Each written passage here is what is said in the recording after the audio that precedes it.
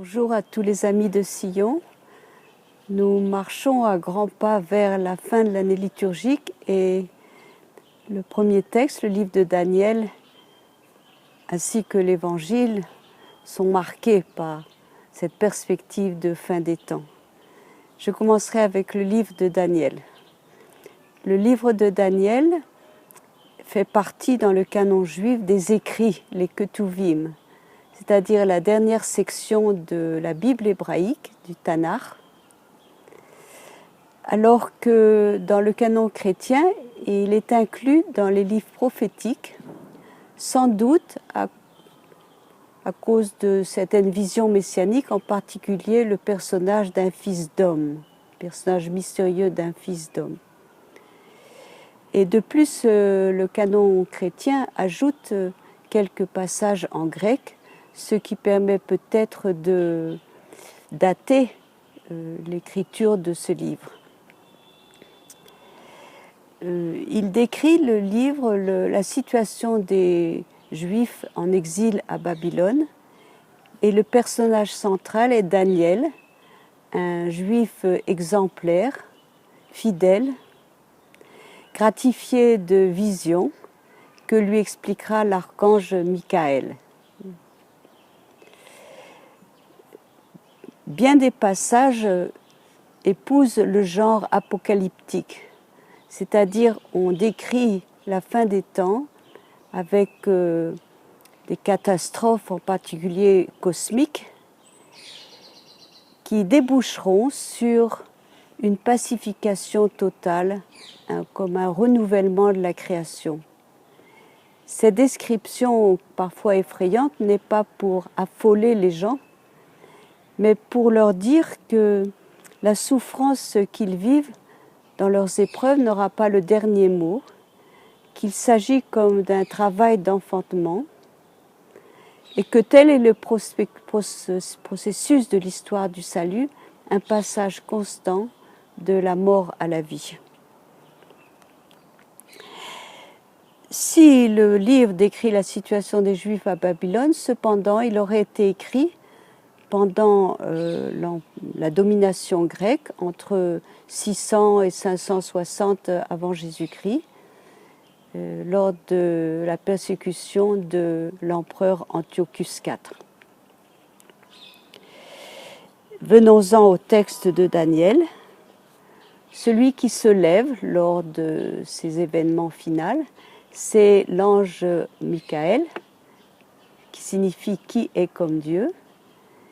Il est le prince des anges et il est spécialisé, si l'on peut dire, dans le combat contre le mal, le combat pour Dieu. Et on le retrouve dans ce même contexte dans l'Apocalypse. J'ajoute que le style apocalyptique est propre au temps de persécution. Donc, après ces catastrophes, ce sera le jugement des justes qui seront inscrits dans le livre de vie et ceux qui dorment dans la poussière s'éveilleront pour la vie éternelle. Le passage ensuite emprunte le langage de sagesse en les comparant aux étoiles qui scintillent éternellement dans le ciel. S'agit-il de la résurrection des morts? On peut comparer ce passage à Isaïe, au chapitre 25 du livre d'Isaïe.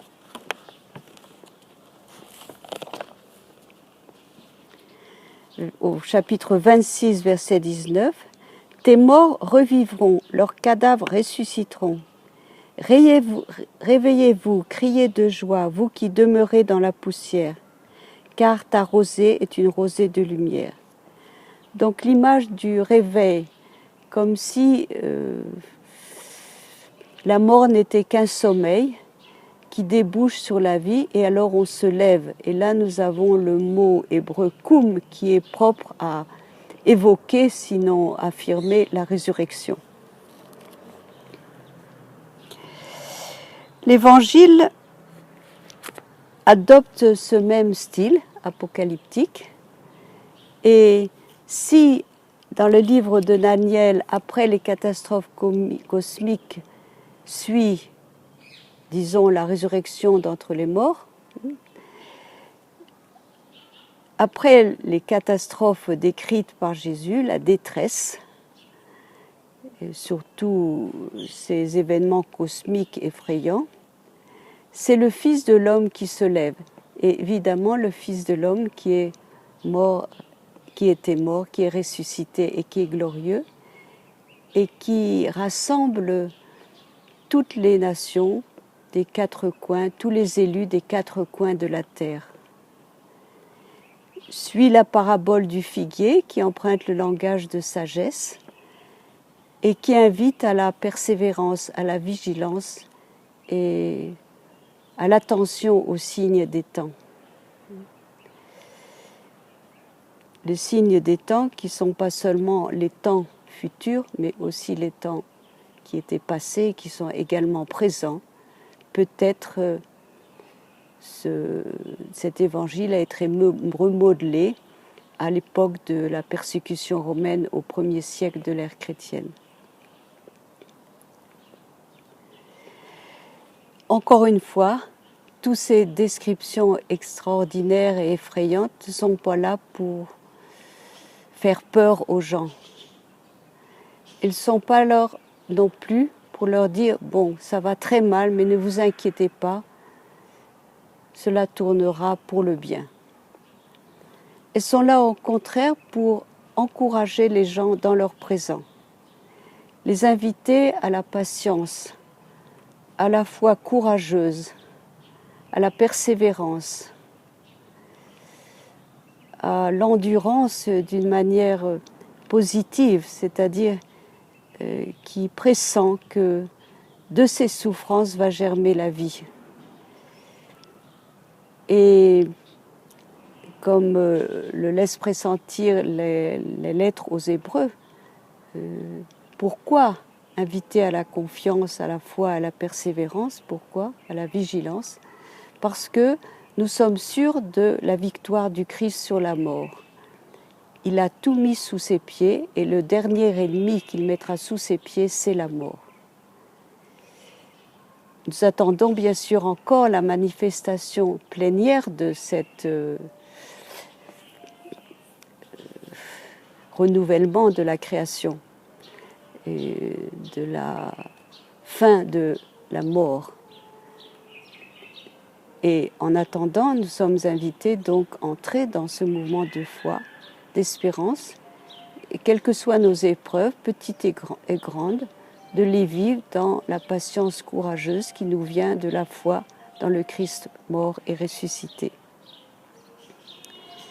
Et alors, que nous reste-t-il à faire? Eh bien, nous pouvons alors emprunter le psaume et garder le Seigneur sans cesse devant nous, sans relâche, parce que nous sommes sûrs qu'il ne nous abandonnera pas à la mort et qu'à cause de cela, nous pressentons déjà la joie qui nous attend, les délices éternelles dont parle le psaume, car Jésus est aussi le chemin qui y conduit. Alors bon dimanche et vivons avec patience dans ce monde encore déchiré, mais avec la grande espérance qui nous vient de la résurrection du Christ.